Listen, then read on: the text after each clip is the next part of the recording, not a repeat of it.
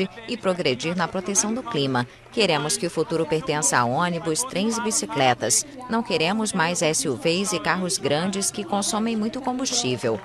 O movimento de defesa do clima está em pleno auge na Europa e agora ataca a indústria automotiva, intocável durante muito tempo devido à sua importância para a economia alemã.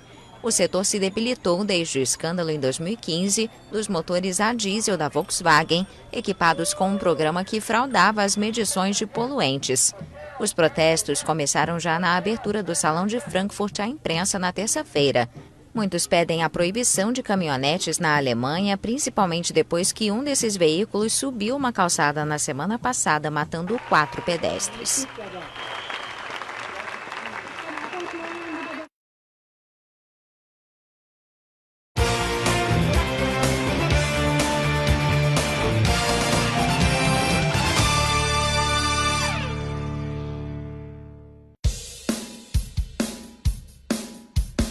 Toda sexta-feira tem o programa do Joãozinho Ribeiro, às 8 da noite na TV Transamérica, no 59.1.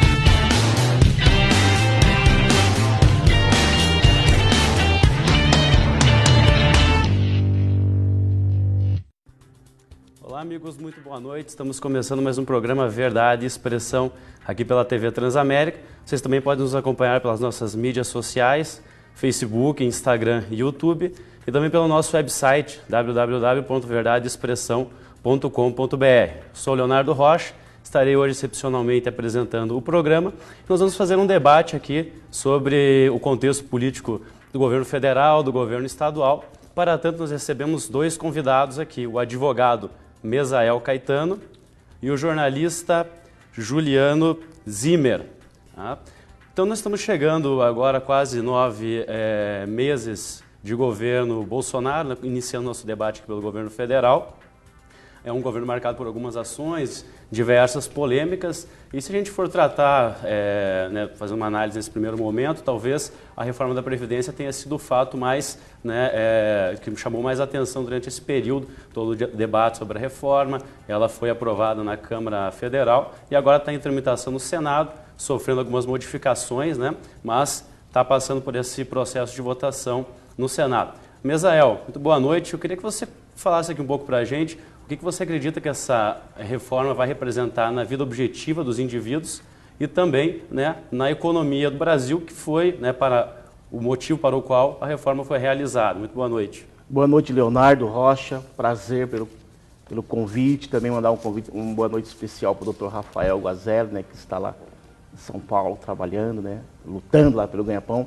Olha, Leonardo e o pessoal que está nos acompanhando, em relação à reforma da Previdência, eu não tenho um olhar positivo.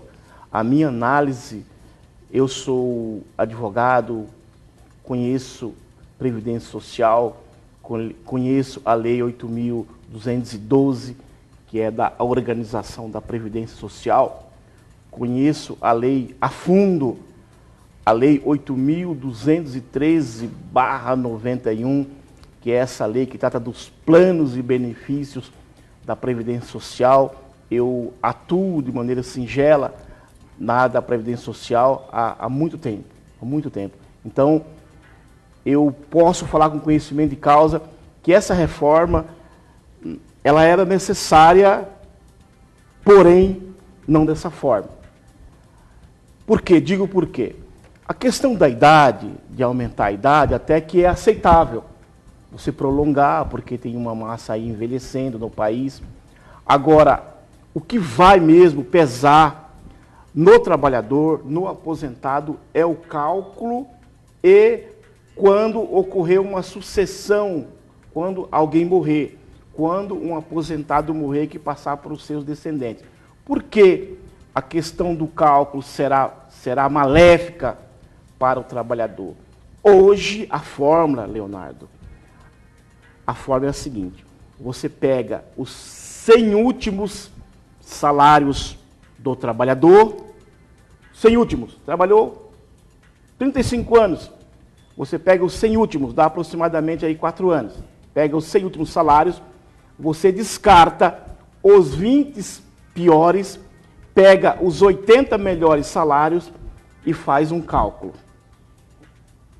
Aí você tem uma média e vai dar uma aposentadoria do trabalhador. Hoje, quando você se aposenta, você recebe um benefício aproximadamente aí, se não tiver o fator previdenciário, aproximadamente aí de 92% a 93% daquilo que você recebia quando você estava na ativa.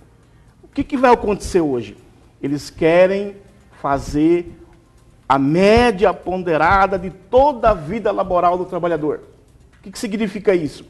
Você vai pegar todos os salários do trabalhador e vai fazer um cálculo, não vai descartar nada e vai implantar os benefícios. O que vai ocorrer? O trabalhador hoje, que vai se aposentar de agora em diante, com essa nova lei, terá um benefício 60% menor do que um trabalhador que se aposenta hoje. E o outro fator também que eu acho maléfico, agressivo para o trabalhador, para a família do trabalhador, que é uma massa grande aí de 80% dos trabalhadores. Hoje, quando um cidadão que se aposentou, Leonardo, morre, e a sua esposa e os seus descendentes, eles recebem 100% daquilo que ele se aposentou. Se você recebe R$4.000, a tua esposa ou herdeiro vai receber aquele R$4.000. O que vai acontecer hoje com a nova Previdência Social? O que vai acontecer é que quando um cidadão, um aposentado morrer, a sua esposa, o seu descendente, irá receber só 60% daquilo que ele recebia. Portanto, a reforma, ela é necessária. Ela é necessária porque a população está envelhecendo, né, Juliano? Está envelhecendo. Porém, deveria recair sobre uma massa mais rica do país. Cair sobre os bancos, cair sobre as grandes fortunas. Na Constituição existe um artigo da Constituição que não foi regulamentado para taxar impostos de grandes fortunas e também, ao meu ver, deveria também não só mexer na Previdência Social. O Brasil precisa colocar o dedo na ferida no que tange a questão da dívida pública. Não se fala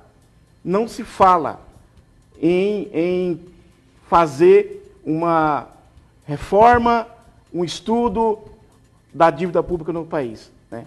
Então, ao meu ver, reforma necessária, mas está caindo no colo do trabalhador, do cidadão mais pobre desse país.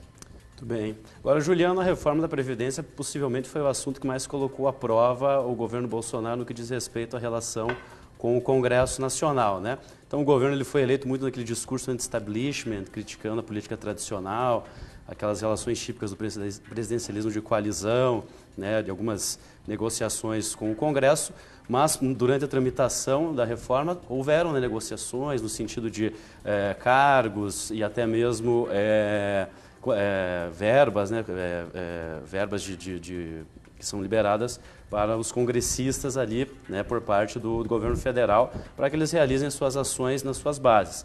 Como é que você avalia essa relação do governo Bolsonaro com o Congresso, tendo em vista, né, a atuação atual e o discurso que foi estabelecido durante a campanha? E se você puder também fazer uma relação especificamente com o PSL, o partido do presidente, que apresentou alguns problemas internos. Hoje mesmo nós tivemos uma entrevista do Major Olímpio, senador, criticando o Flávio Bolsonaro, também senador do PSL, falando que talvez ele tivesse que sair do partido. Como é que você avalia essa relação do Congresso com o Executivo e também especificamente como é que o PSL atua nesse quesito. Muito boa noite também. Boa noite, meu amigo Leonardo. Boa noite ao doutor Mesael Caetano. Prazer novamente, né, receber esse convite da TV Transamérica, do programa Verdade e Expressão. O governo Bolsonaro é um governo que ele veio como uma novidade a princípio, né? Os antipetistas deram voto para ele. Muitos votaram no Bolsonaro não por ele, mas pelo juiz Sérgio Moro, em consequência do trabalho diante da Lava Jato. Aquelas manifestações das ruas em 2013, a insatisfação com o PT exigia um nome novo. O PSDB é um partido já tradicional nas disputas de polarização com o PT nas eleições. A população já estava enjoada e sem opção, tanto é que o Geraldo Alckmin fez uma votação pífia de 3%, 4%, não chegou a 5% dos votos válidos. E diante dessa vontade, desse sentimento popular de mudança, elegeram Jair Bolsonaro. No início do governo, a princípio ele montou um governo técnico, né? Ele tentou dar essa linha técnica para os seus ministérios, e vale lembrar que no início não foi fácil para ninguém. A gente lembra do Fernando Collor de Mello, que era um nome novo em 89, chegou na política como um super-homem, ele até era bonitinho, colocava aquele paletó, saía andar de bicicleta para mostrar que era popular, né? O caçador de Marajás, acabou com o salário de vários funcionários fantasma do governo federal e depois acabou com o impeachment. Ex-presidente Dilma Rousseff, né, com a tutela do ex-presidente Lula, vinha como novidade diante do Partido dos Trabalhadores, também para dar continuidade ao trabalho que o ex-presidente Lula tinha feito. E depois se descobriram todas as formas de escândalo por meio da Dilma, quando ela foi presidiu o conselho da Petrobras, aí veio o Petrolão, se descobriram várias questões com relação às delações premiadas, e vários outros governos tiveram problema. Fernando Henrique Cardoso começou bem, implantou o Plano Real, implantou o projeto de proteção social, que depois se transformou no Bolsa Família, né, e combateu a AIDS, criou medicamentos genéricos com José Serra no Ministério da Saúde. Começou bem, mas terminou mal. Com o apagão, vocês lembram muito bem, o Plano Real teve a sua desvalorização no final do mandato do Fernando Henrique Cardoso, voltando à inflação, o monstro da economia brasileira, e terminou mal. Ele se reelegeu em 98 com as migalhas dos projetos que ele tinha feito no primeiro mandato que deram certo. O Lula chegou em 2003.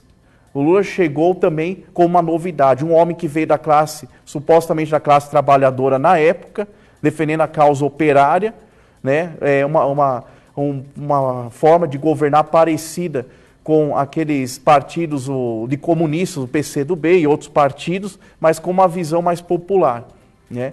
Teve uma boa adesão, ganhou com 61% dos votos válidos já no primeiro turno, em 2002, fez um bom governo também, criando alguns projetos sociais. E ele vinha com uma proposta mais neoliberal, fugindo da extrema-direita, que era o PSDB na época, representado por Fernando Henrique Cardoso. E aí, no segundo mandato, ele se bateu de frente com o famoso mensalão. Acabou que perderam um pouco de credibilidade, o seu governo, até as discussões do Congresso começaram a ficar mais frias. Entrou o Severino Araújo como presidente da Câmara Federal em 2005, e ele era oposição ferrenha ao Lula na Câmara Federal. Então o Lula teve dificuldade de passar alguns projetos de lei e deixou isso para a Dilma. E a Dilma não conseguiu levantar o apoio no Congresso, colocou o Temer no final do governo como articulador político para ver se levantava, não deu certo, sofreu impeachment. Então o Bolsonaro tem que tomar cuidado porque está indo para o mesmo caminho. Se você pegar uma pesquisa do Datafolha, eu não gosto muito de falar de pesquisa, mas é importante trazer como informação hoje, o Datafolha fez uma pesquisa e mostrou que nesses primeiros 6 meses de governo Bolsonaro, ele foi pior do que o Fernando Collor de Mello. Então a reprovação dele chegou a 35%, a do Collor ficou em 20%. 38% a 20%. Então veja só, é uma situação complicada para um governo que está começando agora, já ter um índice alto de péssimo ou ruim.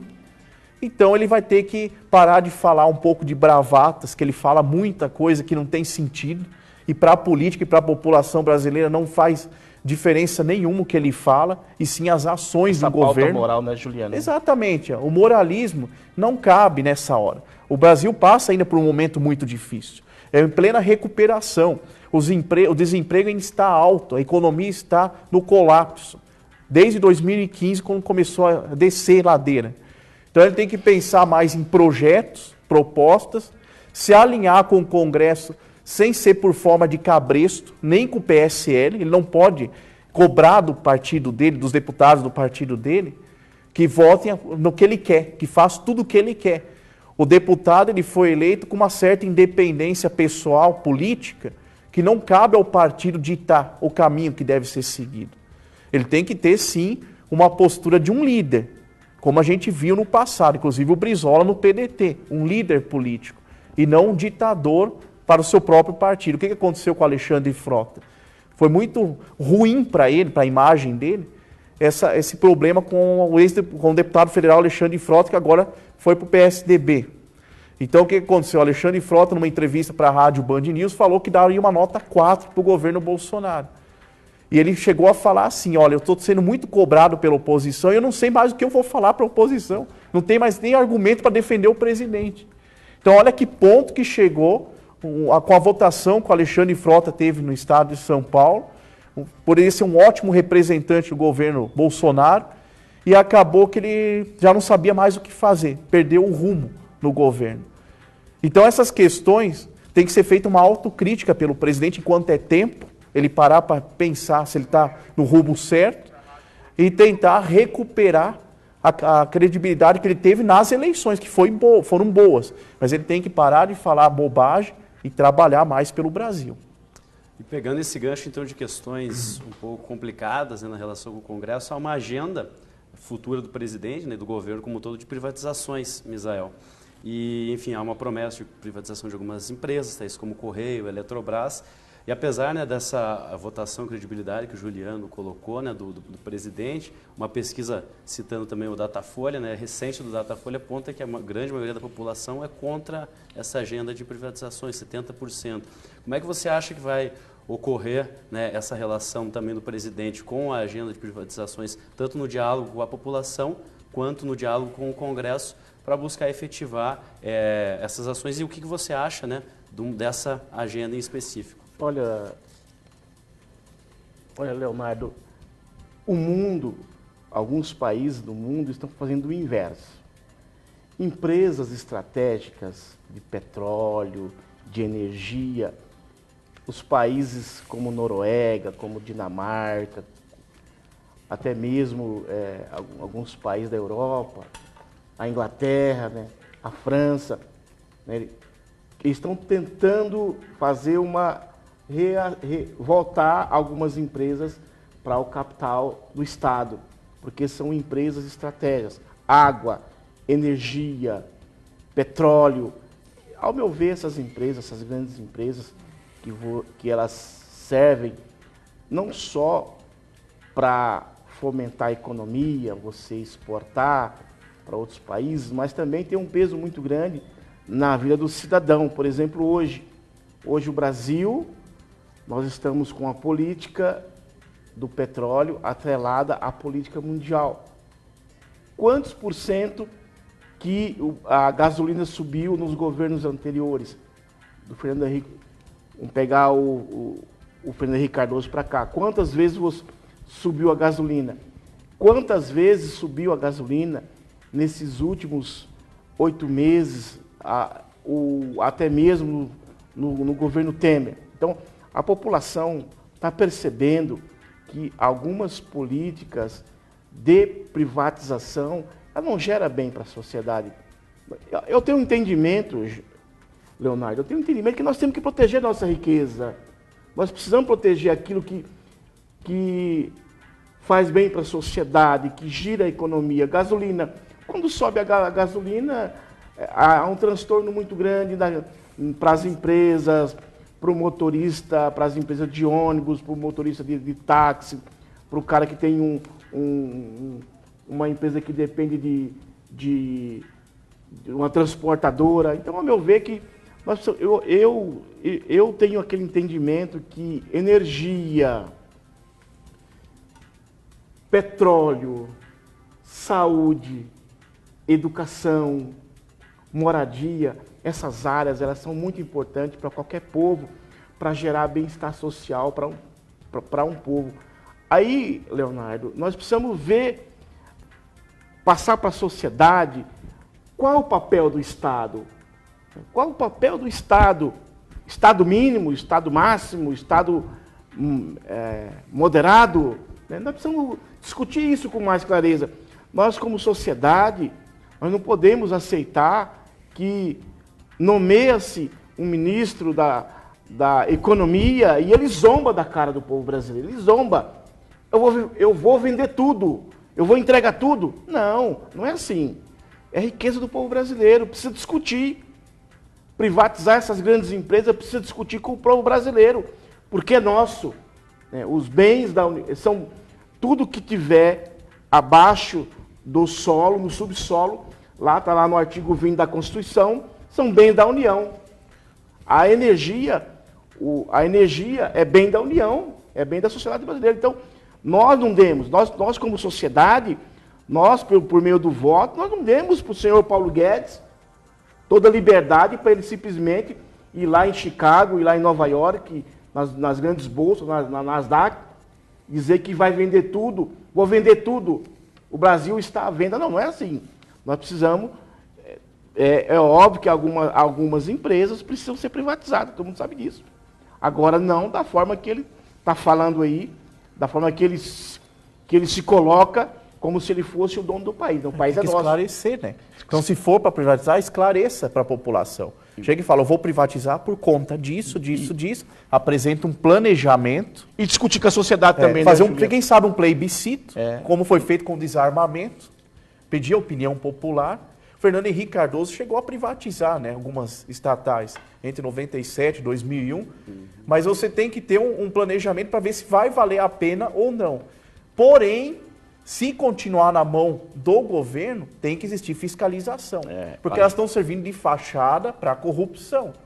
Parentescos ocupando cargos comissionados. Mas corrupção se controla. Então, mas aí que tá. Tem que ser feita uma fiscalização mais assídua e mais pesada em cima disso. Então tem que partir para esse lado. E Juliano, falando então sobre essas questões que dizem respeito a órgãos públicos, entidades públicas, um outro elemento bastante polêmico que entrou em discussão nos últimos tempos e que gerou inclusive uma série de manifestações contrárias e também favoráveis ao atual governo federal diz respeito nos cortes ou contingenciamento nas universidades públicas, né? Então diz respeito a um corte em cerca de 30%, o que tem ameaçado até o funcionamento das universidades e a produção de pesquisa, principalmente porque esses cortes vão muito no sentido das bolsas que são entregues aos pesquisadores. A gente sabe que as universidades públicas do Brasil são as grandes responsáveis pela produção de conhecimento no país. E um país que não produz conhecimento vai ter algumas dificuldades, né, no seu processo de desenvolvimento.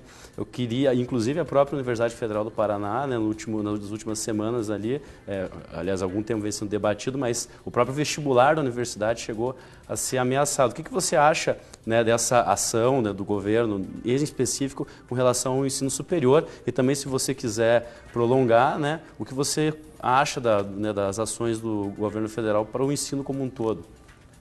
A pasta da educação está sendo um problema no governo Bolsonaro, né? Ele começou com o ministro, né? Não deu certo.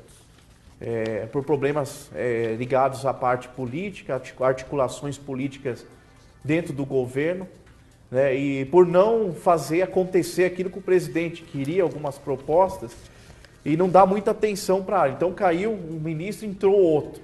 Essa questão do corte, eu vejo da seguinte forma.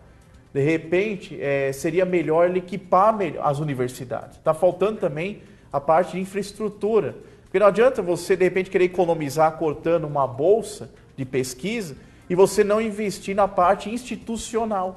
Você veja, na Universidade Federal do Paraná, o professor Ricardo Costa de Oliveira, pesquisador, o doutor Ricardo Costa de Oliveira, pesquisador em Sociologia Política da Federal, uma conversa que eu tive com ele uma vez nos corredores, né? Fazendo curso de extensão em Sociologia Política, e ele falava da precariedade da estrutura física do prédio da Universidade Federal do Paraná. Que há muito tempo salas estavam trancadas, laboratórios trancados à chave, porque não se tem equipamentos adequados e modernos para a área de pesquisa. Isso na área da medicina, na área da biologia, e esses cursos que dependem de mais pesquisa estavam sem equipamentos. Então, quer dizer, isso ainda estava no governo anterior, o governo Dilma Rousseff, ele já estava reclamando que não se tinha infraestrutura na universidade. Concordo. Então, eu acho que já que esse governo que chegou agora é um governo novo, sangue novo, ele quer mostrar de que faz a diferença, por que não tentar reequipar as universidades públicas? Quem sabe criar universidades estaduais para não sobrecarregar as instituições federais?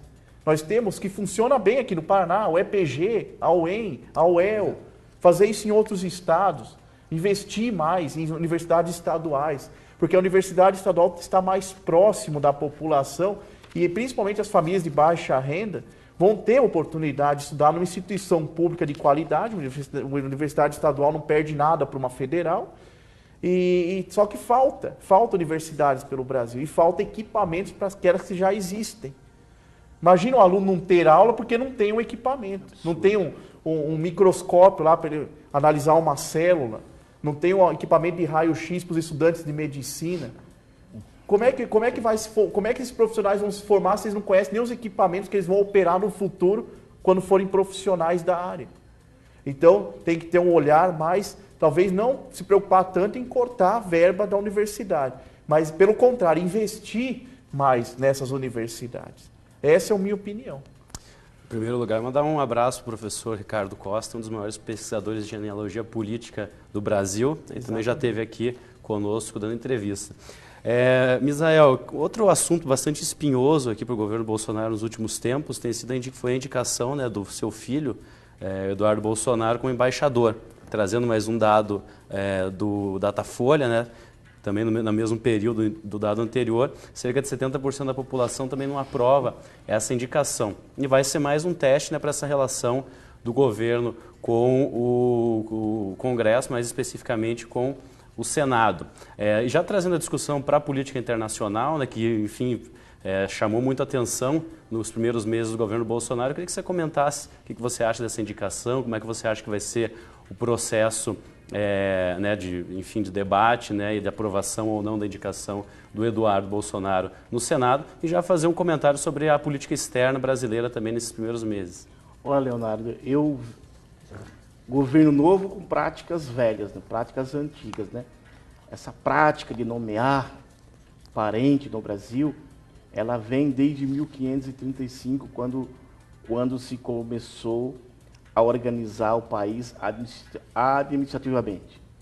Criou-se as primeiras câmaras, quem que se nomeava para administrar eram os filhos dos senhores fazendeiros da época, né? Então, essa prática de indicação do parente, de nomeação para cartórios, né? Os cartórios no Brasil, infelizmente, estão na mão de famílias, né? Eu conheço pessoas que herdaram, né? Isso aqui eu herdei do meu bisavô, que recebeu uma concessão do rei de Dom Pedro II. Eu já ouvi isso aí, infelizmente. Então, eu sou a favor, Juliano, eu sou a favor que, Leonardo também, eu sou a favor que se nomeie para as carreiras diplomáticas, carreira diplomática no Brasil, aquele cidadão que se dedicou a vida inteira, que passou num vestibular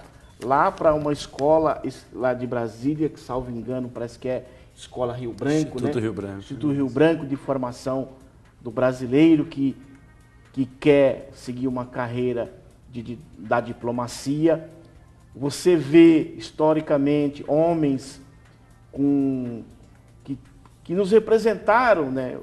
Por exemplo, ultimamente, Samuel Pinheiro Guimarães, Rubens Recupero. Então, sempre nomeou-se grandes brasileiros para nos representar nas embaixadas. Nelson Jobim, grandes brasileiros com grande formação, com uma vasta experiência de vida, da vida diplomática.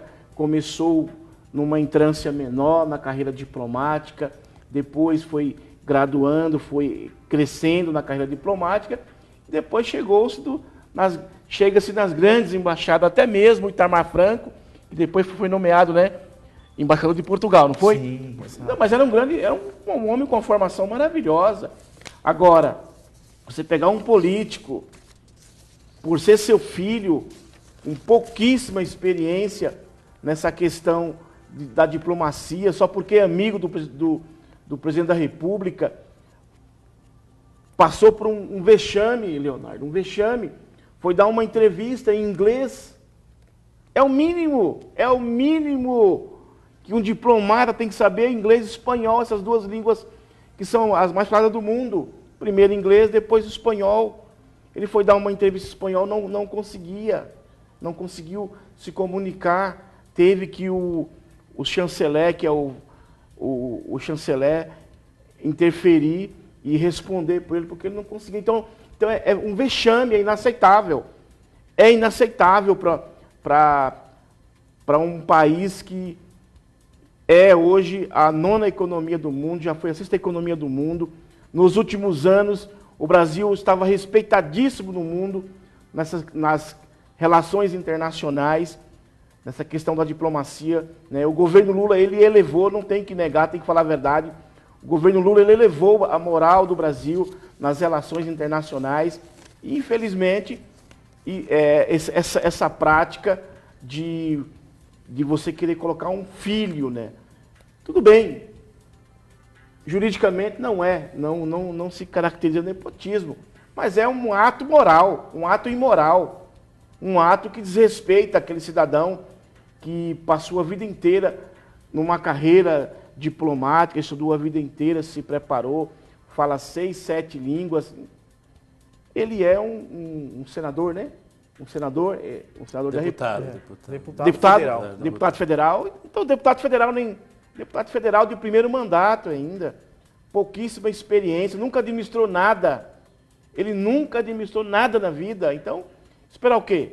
O Brasil hoje, infelizmente, passa vergonha no mundo em todos os aspectos. O Brasil hoje, a diplomacia brasileira hoje, ela é fonte de chacota em todo o mundo pelas práticas do atual presidente da República.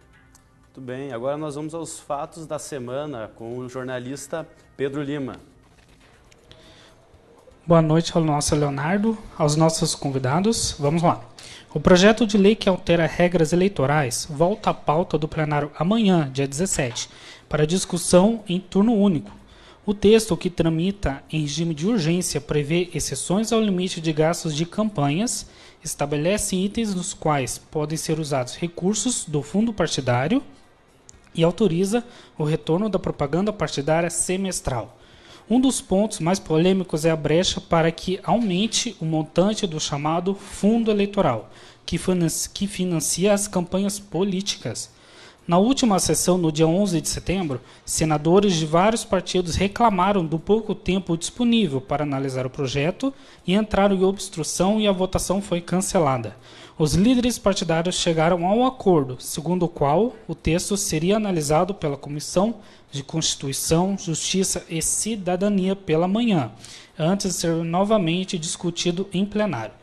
Para valer nas eleições municipais de 2020, as alterações precisam ser publicadas até um ano antes do pleito, ou seja, até o começo de outubro deste ano. Com informações da agência Senado e imagens de Roque de Sá. É com você aí no estúdio, Leonardo. Muito bem, obrigado, Pedro. Então, continuando nossa discussão aqui um pouco sobre política internacional, sobre relações internacionais do governo federal, o fato que, sem dúvida, chamou mais atenção do mundo para o Brasil esse ano foram as queimadas que ocorreram na Amazônia, né, com declarações de alguns presidentes e um debate, né, entre o presidente da França, Emmanuel Macron, e o presidente do Brasil, Jair Bolsonaro. Juliano, eu queria que você comentasse, né, um pouco como você enxerga tanto a política do governo federal para com a área do meio ambiente, que também, né, não foi apenas a questão da Amazônia, das queimadas, que entraram no debate nesse ano, e também comentasse um pouco sobre a questão das relações internacionais, né, principalmente tendo em vista algumas declarações do presidente, né, e alguns direcionamentos em relação a algumas nações que ele obteve nesses primeiros meses de mandato.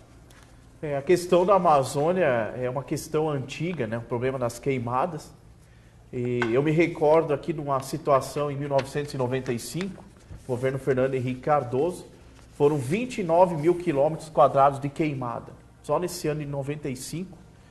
E diante disso, o ex-presidente Fernando Henrique acabou aumentando a área de preservação de 50% para 80% todo o território em volta da Amazônia, para tentar resolver o problema. Foi a medida adotada na época, funcionou, deu um retorno logo depois, diminuíram as queimadas.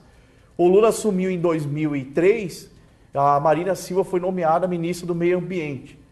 Também pegou um pepino na mão com a Amazônia, muitos focos de queimada, e a Marina trabalhando durante todo o período que ela ficou frente ao Ministério. Saiu em 2008 por questões também políticas internas, com Mangabeira Unger, aquela proposta que ele tinha de um programa social para a Amazônia, um programa ambiental, que foi aprovado pelo presidente, ela não concordou, ela acabou saindo do Ministério, gerou toda aquela polêmica. E também com um grande número de queimadas, em 2007 ela tinha enfrentado, um ano antes dela sair, um grande número de queimadas na Amazônia, foram descobertos também vários focos, foram tentaram combater naquela época. Mas a Marina fez algo interessante. Ela criou um grupo de secretários ligados ao gabinete da Casa Civil na época, um grupo de 13 pessoas que se incumbiram de entrar de cabeça num projeto junto com ela para fiscalização contra as queimadas e programas de reabilitação da Amazônia, que eu achei interessante. E de 2004 a 2007, o pico das queimadas aumentou muito. Naquela época, ela teve que tomar uma atitude radical. Então, o que ela fez? Em vez de ficar discursando, ela acabou que reuniu 13 pessoas especialistas da área ambiental, subordinadas ao gabinete civil da presidência, gabinete-chefe da civil. E aí, diante disso, ela fez esse trabalho que foi o Plano Real da Amazônia, o Plano Real do Meio Ambiente. Restabilizou todo o processo de restauração da Amazônia. Então, agora voltou com força total no governo Bolsonaro. Ao invés do presidente ficar falando que não precisa de ninguém, que não precisa de apoio de nenhum presidente, não precisa de apoio da Alemanha, não precisa de apoio do Macron, ele devia se preocupar em, de repente, traçar um programa de recuperação da Amazônia. E também combater o crime ambiental. Porque essas queimadas da Amazônia nada mais são do que os criminosos do meio ambiente agindo novamente. São pessoas que incendiam as florestas, construtores e grandes empreiteiras que precisam dar sequência nas suas obras, fazem loteamentos de residências, prédios comerciais. Matam, né? Matam agricultores que precisam aumentar a sua produção agrícola e acabam desmatando sem autorização e sem a fiscalização do IBAMA, muitas vezes, também. O IBAMA é um órgão muito importante que precisa estar à frente de qualquer proposta ligada ao meio ambiente. Isso não está acontecendo. O presidente deveria se preocupar com isso. Nós tivemos uma grande queimada no Paraná. 1963. Os agricultores falavam que o diabo estava solto no Paraná. Várias cidades do interior do Paraná tiveram suas florestas incendiadas. Mais de 100 cidades no Paraná. Foi um grande incêndio florestal. Na época, o governador era o Ney Braga. O Ney Braga, ele procurou apoio lá fora. Ele procurou apoio de vários países europeus. O Japão ajudou, mandou mantimentos para as famílias desabrigadas com aquele incêndio. Eu me recordo que o próprio Estados Unidos colaborou também, enviando mantimentos. E aí, junto com as Forças Armadas, o Ney Braga era um militar. Estávamos vivendo num governo militar assim como agora. Ele acabou conseguindo muito apoio de países europeus e países americanos que ajudaram a restabilizar, reflorestar o Paraná com ajudas não só na parte financeira, mas de mantimentos, como eu falei, e matou a fome de muitas famílias. Então o presidente tem que se preocupar com isso. Vamos dar as mãos, vamos ajudar a sociedade, vamos ajudar a reflorestar a Amazônia, a combater os criminosos e não cortar relações com outros países por conta de um problema que é nosso e que a gente está precisando de ajuda sim. Esse é o meu ponto de vista. Agora, a discussão sobre o governo federal é bastante farta, né? Rende muito, mas nós também temos os nossos governadores. Leonardo, Quer complementar? Eu queria complementar. O porquê que aumentou em 2019 80% em relação ao ano passado o incêndio, as queimadas na Amazônia, em razão do discurso do governo federal. O governo federal que de antemão, ele colocou um ministro do meio ambiente que é contra a natureza, que é contra o meio ambiente. Esse ministro do meio ambiente, ele não tem experiência nenhuma com o meio ambiente. Ele entrar em choque com o presidente do INPE, né, que trouxe os dados verdadeiros das queimadas que estavam acontecendo. Né, desnecessário. Ele entrou em choque com o ICMBio, entrou em choque com o outro órgão que é de fazer repressão. Então, os fazendeiros, os grileiros de terras na Amazônia, se acharam num momento de certa liberdade, achavam que porque tinha chegado um governo novo, com um discurso mais moderado com relação à proteção da Amazônia, e cresceram e foram lá e tocaram fogo em tudo e invadiram tudo. Isso é bem da verdade. Agora, ele viu que não é assim, que a Amazônia ela é importante para o mundo. A Amazônia ela regula toda a água no planeta, toda a chuva que nós temos aqui no sul do Paraná, no sul da América do Sul, ela vem da Amazônia. A África, a Europa também recebe água da Amazônia. Cascavel, a semana passada, incrível, Leonardo, uma nuvem de fumaça que desceu da Amazônia. Então, como que a Amazônia é importante? Eu assisti o Globo Rural ontem foi domingo, né?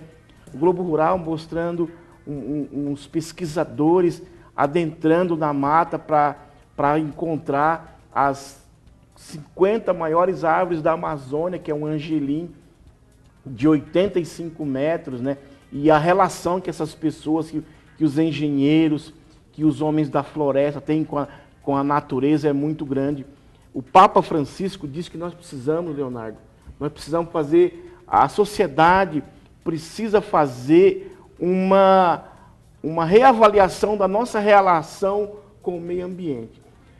Nas últimas eleições, não tem entrado na discussão da política, da sucessão, não tem entrado a pauta do meio ambiente. Mas nós, brasileiros, precisamos colocar essa pauta, né Leonardo? Essa pauta de meio ambiente ela é necessária. A Amazônia não pode ter uma árvore sequer mais cortada, porque a Amazônia ela é importante para nós, para as gerações futuras. Nós, como cidadãos, nós temos que deixar um legado para os nossos filhos, para os nossos netos. Já eu serei avô. Já você também será avô também, com certeza. E daí? O que nós iremos deixar para as gerações futuras? Vamos deixar deserto?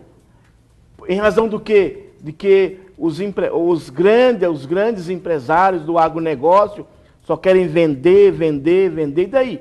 Vende, transforma todo o meio ambiente em commodity, e daí como é que ficam as gerações futuras? Então, é preciso um repensar. Graças a Deus que o mundo está de olho no Brasil, está de olho no atual governo, e ele foi obrigado a recuar nessa política de deixar a Lavonté, os fazendeiros e os grileiros, que é muita riqueza. Além do potencial farmacológico da Amazônia, é muita riqueza no subsolo. Então ali todo mundo quer aquilo, mas nós precisamos manter a floresta em pé e não ocorrer igual ocorreu em Minas Gerais.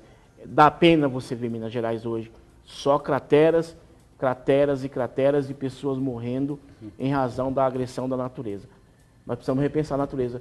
Ou nós repensamos essa pauta do meio ambiente. No Brasil temos uma legislação, um Código Florestal avançado, se discute no Brasil o meio ambiente desde a ECO 92, né? A Marina Silva deu uma contribuição muito grande, mas nós precisamos, o governo precisa trocar esse ministro e colocar um ministro do meio ambiente que gosta de meio ambiente. Ele gosta de economia, então que vai cuidar da economia. Muito bem, então como eu estava comentando ali, né, não é apenas o governo federal, mas também os governos estaduais estão chegando aos seus 9 meses, né?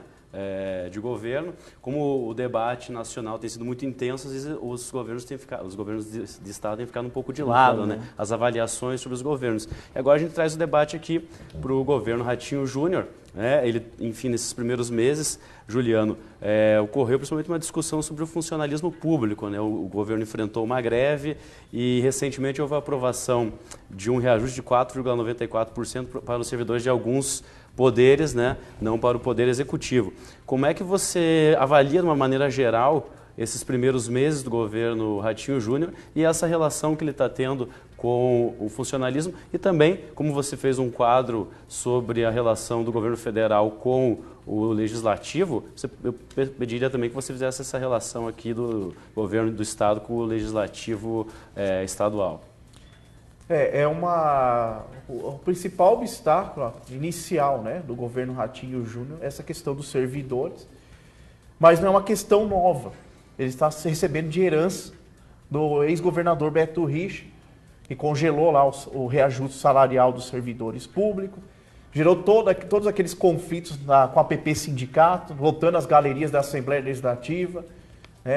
No início lá do governo Beto Richa, ele não se preocupou com a dívida pública do Estado, a dívida do Estado aumentou, quase chegamos em situação de colapso, por pouco. Na época, o secretário da Fazenda, Luiz Carlos Rauli, em 2013, foi na Assembleia e falou: nós estamos no limite do limite, não podemos mais gastar com funcionário público, então nós temos que segurar um pouco o nosso orçamento e contrapartida, por ele ultrapassar o limite prudencial dos gastos com funcionalismo público, travou lá o nosso empréstimo junto, né, ao BNDES, né? O secretário do Tesouro, Arno Agostinho, na época, não liberou o empréstimo para o governador Beto Richa. E de lá para cá vem virando uma bola de neve.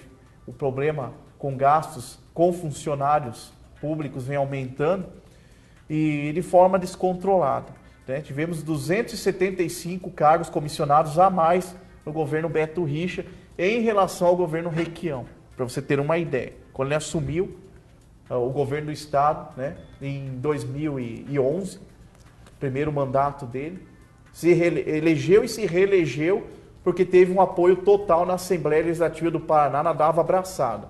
Todos os projetos que ele mandava para lá eram aprovados. E o governador Ratinho agora está colhendo como resultado essa revolta que está crescendo cada vez mais. Agora, um lado bom do governador Ratinho Júnior é que ele tem diálogo. Com ele se tem um diálogo. O Beto Richa não tinha. Inclusive, o Beto Richa brigou até com o prefeito Gustavo Frutti na época e travou lá uns recursos para Curitiba, né? Teve problema com a contrapartida lá do transporte coletivo por parte do governo do estado. A gente lembra disso também, que foi um fato polêmico no governo Beto Richa, né? O subsídio para o transporte coletivo e outros problemas com fornecedores do estado. A dívida chegou a 3 bilhões. Né? No início já do governo Beto Richa, a dívida com os fornecedores do estado. E o Ratinho ele tem essa qualidade de dialogar. Qualidade essa que foi apresentada também pelo ex-governador José Richa. José Richa teve confrontos com servidores estaduais e um certo dia ele chamou para conversar no Palácio do Governo e explicou: olha, eu tenho tanto em caixa, eu posso te dar tanto de aumento, eu tenho que pagar essas e essas contas. Ele abriu o jogo para os funcionários públicos e conseguiu, né, resolver a situação na época por meio do diálogo. É o que o Ratinho está tentando fazer. E tem a vantagem, o Ratinho tem a mesma vantagem do Beto Richa no legislativo. Ele tem o maior número de apoiadores. Então ele tem bons aliados lá dentro. 2 partidos, né, no qual ele representa o PSC, né? Juliano, me diga uma coisa, qual foi... E o PSD também. Juliano, desculpa cortar você aqui. Qual foi a legislatura que o governador nunca teve a maioria? O governo Requião tinha mais oposição. Tinha mais oposição. Tinha. O Valdir Rossoni era o líder da oposição na época. O PSDB tinha um número considerável de deputados estaduais. E o Requião teve um pouco de trabalho em passar alguns projetos de lei. Mas do Beto Richa para cá, eles nadam abraçado. Quase que, podemos falar que mais de 60% dos deputados estão do lado do governo do estado. Isso é bom? Depende do ponto de vista. Eu vou passar a palavra daqui a pouco para o Mesael também. Eu quero que o Mesael comente a questão do Legislativo Paranaense, sobre essa questão dos governadores terem a maioria no Legislativo e não saberem aproveitar em prol da população. Da população, deveria aproveitar melhor. Deixa eu aproveitar então para adicionar mais uma questãozinha na colocação do Juliano para o Mesael, porque hoje, né, agora, há poucas horas atrás, a Assembleia rejeitou um projeto possivelmente mais polêmico, né, desse primeiro ano, o projeto Escola Sem Partido. Foi derrotado no plenário por 27 a 21 e parece que também aliviou um pouco uma possível tensão que poderia existir, principalmente com os professores, né, que é uma grande parte do funcionalismo público. Mesael, então, aproveitando, né, para fazer esses comentários aí sobre o governo estadual, a relação com a Assembleia, também queria que você comentasse esse projeto e também me parece que você tem uma questão sobre um projeto seu também que você queria comentar. Olha, aproveitando... Olha, se elege o deputado esperando que é óbvio que ele faça o contraponto, né? Porque nós temos uma república federativa com 3 poderes, né? Com 3 poderes, o legislativo, o executivo e o judiciário, se contrapondo entre si de maneira harmônica, né? Então, o que nós esperamos sempre do legislativo é que faça o seu papel. Fiscalize. O papel constitucional, está lá no artigo 30 da Constituição, 32, uma coisa assim, que é de fiscalizar o executivo. Mas, infelizmente, não é isso que ocorre no Brasil. Parece que é mais fácil, o deputado é mais fácil ele se aliar ao governador e o vereador ao prefeito para conseguir aquela famosa verba para levar para o município. Eu sou do seguinte pensamento, que o papel de buscar verba é o prefeito, não o deputado, o executivo. Tem que acabar com essa questão de você ter um deputado de uma região. Não tem, você elege o prefeito para isso, para o prefeito manter uma relação melhor com o próprio governador. Então é preciso mudar. Porque se não mudar essa relação, que ela é antiga, né? Do deputado que se alia ao governador, ao presidente, para facilitar, mandar a verba para o seu município. Tem que acabar com isso. Nós temos que cada um no seu quadrado, de acordo com o que pensa a Constituição. O que é bom para o Estado se volta a favor do Estado. Mas tem que fazer o contraponto. Não pode simplesmente ser eleito e ir lá para dizer amém a tudo. E, infelizmente, alguns deputados, eles são eleitos, não importa o governador, se é de esquerda, de centro, de direita ou de fora, não importa. Se elegeu, aí governo, sou governo, infelizmente. Então nós precisamos mudar essa relação. Muito bem, eu queria então aproveitar aqui e também estender essa questão da escola sem partido para o Juliano comentar e passar a bola para vocês dois pedir para vocês fazerem breves comentários sobre as eleições de 2020 para a Prefeitura de Curitiba. Então, sobre a escola sem partido, eu acredito que, até por um lado, eu entendo que o deputado quis colocar nesse projeto, né? Ele apresenta um projeto, ele é pastor, né? O deputado Arruda, ele é do PSL também, do partido do missionário Arruda, né? Ou do PSC, né? É do PSL, do partido do presidente.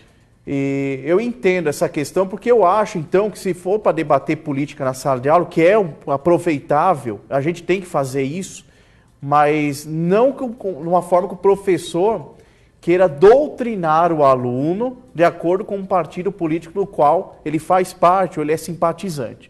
Eu acho que deveria existir uma matéria sobre política nas escolas.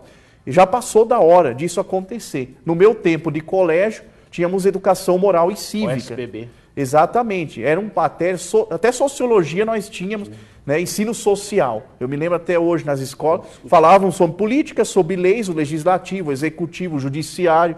Então tem que ter em formato de matéria essa discussão política nas escolas, valendo nota, com prova e tudo mais, para a pessoa aprender mesmo sobre política. Como religião também, né? Exatamente, assim como religião, mas não impor o professor, por ser uma autoridade em sala de aula, querer impor aquele determinado partido A, B ou C. Isso não funciona porque vai causar uma rebeldia entre os alunos. E com relação às eleições municipais, a corrida já começou. E os candidatos que estão aí não temos novidade nenhuma. São herdeiros de antigos políticos. Rafael Greca, todo mundo já sabe, Comendador Macedo, 1853, primeiro prefeito de Curitiba, e por aí vai. Gustavo Fruit, Maurício Fruit, nos anos 80. Neile Prevot, o avô dele, 1949 até 1951, prefeito de Curitiba. O Francisquini é o único que não tem ligação ainda com o passado político. E o Eduardo Pimentel, né, família Slaviero, né, famosos, grandes madeireiros, importadores dos anos 50, governo Lupion. Então eu não vejo novidade. Maria Vitória, a família Barros, né? Então é isso que eu vejo. Falta novidade no cenário político municipal.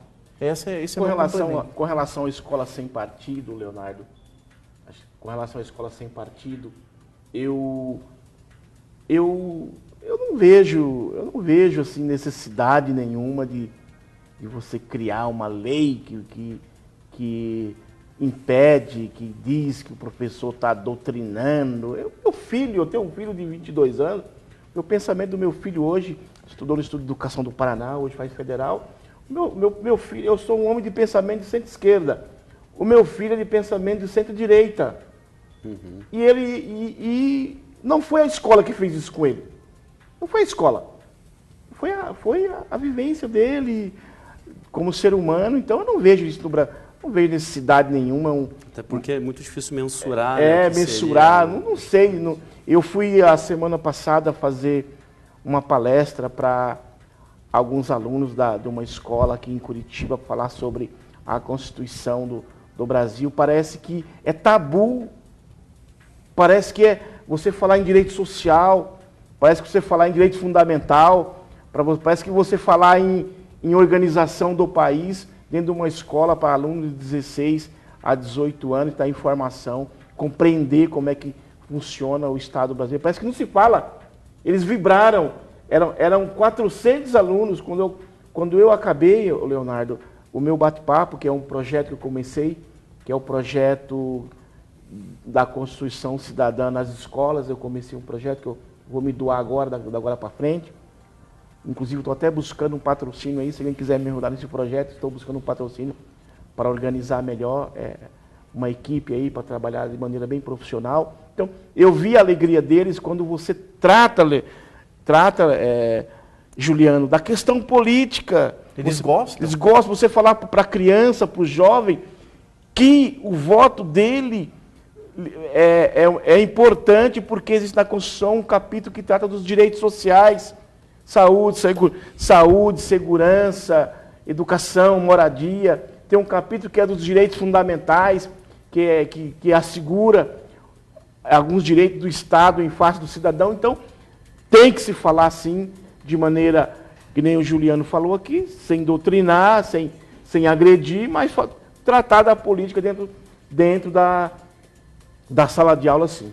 E com relação aos governos municipais, está começando agora, alguns já estão saindo para suas campanhas, mas infelizmente, como comentou o Juliano, não há novidade nenhuma no Paraná, em Curitiba, são as mesmas famílias de sempre, e nós precisamos, como sociedade curitibana, construir um nome diferente para a cidade, que saia dessa bolha, que saia desse grupo, um grupo de famílias que domina a cidade politicamente há anos. Nós precisamos colocar pessoas com visão diferente de mundo.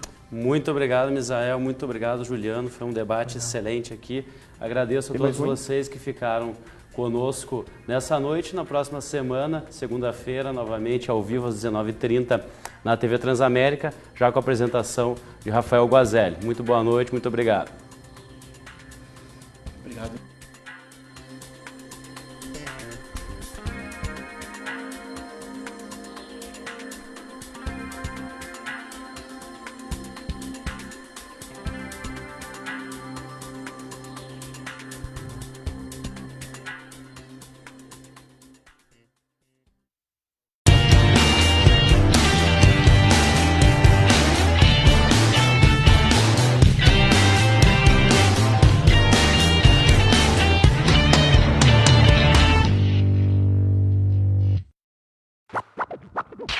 O esporte compartilha valores e multiplica alegrias. Na hora que você está jogando, você tem que respeitar o seu colega, que ele é como se fosse um adversário, mas não assim um adversário para bater, para jogar. Sem brigar, sem violência, tudo na paz. Venham conhecer aqui a LBV, é um lugar que eu amo, eu tenho certeza que vocês vão adorar.